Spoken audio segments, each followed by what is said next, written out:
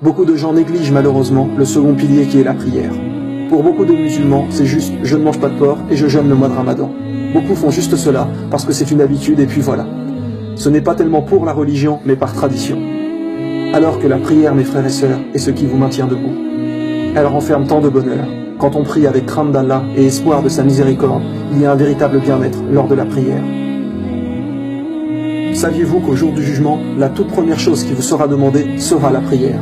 Avez-vous prié? Alors voulez-vous commencer votre jugement correctement ou voulez-vous déjà débuter avec un manque plus que crucial? Mes frères et sœurs, la prière est le seul pilier de l'islam qui vous rattache à Allah tous les jours. En y réfléchissant, l'attestation de foi, il faut la dire une fois dans sa vie et puis c'est fait, même s'il est tout à fait possible de le redire et c'est d'ailleurs bien évidemment conseillé. Mais une fois qu'on l'a dit, ça y est, le premier pilier est rempli. Aux yeux d'Allah, nous sommes musulmans. Le ramadan ne dure qu'un mois dans l'année, l'aumône ne se fait pas non plus tous les jours, et le pèlerinage doit se faire minimum une fois dans sa vie. Mais quel est le seul pilier qui vous rattache vraiment à Allah tous les jours? La prière. 5 fois par jour, cela vous met en contact avec Allah. Beaucoup de gens demandent « Comment puis-je ne plus commettre de péché ?» Eh bien voilà la réponse, la prière. La prière est l'acte qui vous permet de ne plus commettre de péché. Car quand on la fait 5 fois par jour assidûment, à l'heure, avec sincérité, on pense sans cesse à Allah. Et si on est vraiment sincère avec nous-mêmes, à force de prier, nous allons culpabiliser et arrêter les péchés. C'est votre vie qui doit tourner autour de la prière et non l'inverse. C'est votre vie qui doit tourner autour de la prière et non l'inverse. C'est votre vie qui doit tourner autour de la prière et non l'inverse. On doit adapter sa vie aux prières et non adapter ses prières à sa vie. Allah a dit dans le Coran, chapitre 29, verset 45, « En vérité, la prière préserve de la turpitude et du blâmable. Le rappel d'Allah est certes ce qu'il y a de plus grand. Le rappel d'Allah est certes ce qu'il y a de plus grand. Le rappel d'Allah est certes ce qu'il y a de plus grand. » Parmi les actes les plus aimés d'Allah, le prophète sallallahu alayhi wa sallam a dit que tu fasses la prière en son temps. Parce qu'en fait, cela signifie que c'est Allah qui compte le plus à vos yeux. Peu importe ce que tu es en train de faire à ce moment, tu le délaisses pour la prière. Donc, quoi qu'était ton occupation, Allah passe devant celle-ci. Allah passe devant celle-ci. Allah passe devant celle-ci. Beaucoup de gens, malheureusement, font leur prière sans véritable concentration.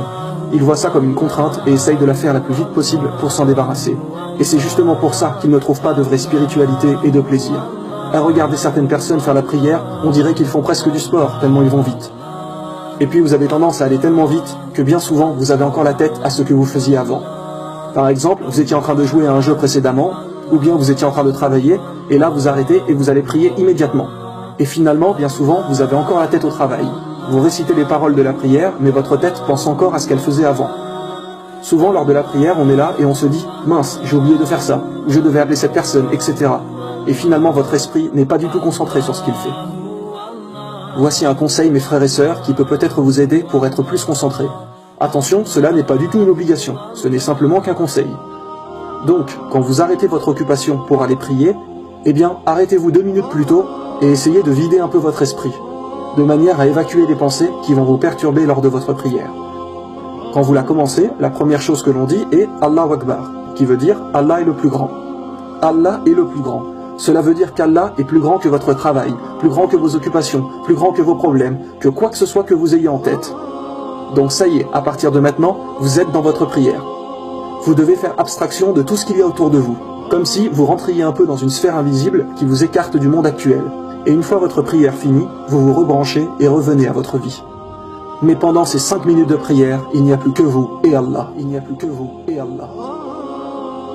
Essayez également au maximum quand vous priez de vous isoler. Fermez la porte de la pièce de manière à ne pas être gêné par les bruits extérieurs, etc. Car quand la concentration est vraiment là, la prière prend un tout autre aspect et devient vraiment incroyable. Vous ressentirez que vous réalisez vraiment votre devoir envers Allah, et vous aurez une réelle satisfaction d'avoir accompli cela. C'est une quiétude pour l'esprit. Et sincèrement, une prière ne dure que 5 minutes, alors soyons concentrés, au moins ces 5 minutes. Allah ne mérite-t-il pas cela? Malheureusement aussi, beaucoup de gens ne font pas trop leur prière à l'heure et se retrouvent le soir à devoir faire les 5 prières en même temps. Alors forcément, avec la fatigue, vous n'avez aucune motivation et vous allez bâcler vos prières. Et comment voulez-vous apprécier après? Vous allez avoir l'impression que celle-ci est une véritable contrainte. Et au fil du temps, vous risquez de ne plus supporter et de délaisser la prière. Si vous en avez la volonté, n'hésitez pas également à faire des prières supplémentaires. Car au jour du jugement, Allah demandera aux serviteurs « Voyons les prières supplémentaires ». et celles-ci rattraperont peut-être les prières obligatoires qui ont été négligées et faites rapidement. Donc, tout acte supplémentaire, cachez-le. Que ce soit une aumône, aider quelqu'un, une prière, ne le dites à personne. Ne vous vantez surtout pas. Le musulman pieux est quelqu'un de humble qui n'a pas d'orgueil et de fierté dans le cœur. Faites vos actions pour Allah et uniquement pour lui. Mes frères et sœurs, qui était la meilleure personne pour nous donner un conseil en religion? C'était bien évidemment le prophète, sallallahu alayhi wa sallam, car c'est lui qui a reçu la révélation. Et le prophète nous a bien dit: je vous en conjure, ne délaissez pas la prière. Je vous en conjure, ne délaissez pas la prière. Je vous en conjure, ne délaissez pas la prière. Par là, il faut comprendre qu'il a déclaré: je vous en supplie, je vous en conjure, n'abandonnez pas la prière. Comme si c'était peut-être celle-ci qui nous sauverait de l'enfer. Car comme il a été dit, la prière est le seul pilier qui tous les jours nous relie à Allah. Le prophète sallallahu alayhi wa sallam a dit: une fois là-haut, aucun musulman ne voudra revenir sur terre, sauf pour prier plus. Donc la chose pour laquelle on aurait envie de revenir serait de faire une prière supplémentaire. Alors mes frères et sœurs, ne négligez jamais une prière. Sachez aussi qu'à chaque fois que vous vous prosternez lors de votre prière, vous perdez des péchés. Le prophète nous a dit que lorsque le serviteur se prosterne, les péchés tombent de ses épaules. À savoir également qu'à la base, le nombre de prières devait être de 50 par jour. Imaginez-vous, cela semble impossible, parce qu'aujourd'hui, nous avons tellement d'occupations que cela semble prendre trop de temps, alors qu'en réalité, le but de cette vie est la religion. Mais Allah a réduit le nombre de prières obligatoires de 50 à 5. Si je vous dis cela, c'est parce que toute personne qui prie ces 5 prières obligatoires à l'heure aura la récompense de 50 prières. Mais uniquement si les 5 prières sont faites à l'heure. Regardez à quel point Allah donne des récompenses immenses à celui qui cherche à être pieux. Donc vraiment, comme le meilleur des hommes l'a dit, je vous en conjure, ne délaissez pas la prière. Elle était aussi la dernière action recommandée par le messager d'Allah avant sa mort.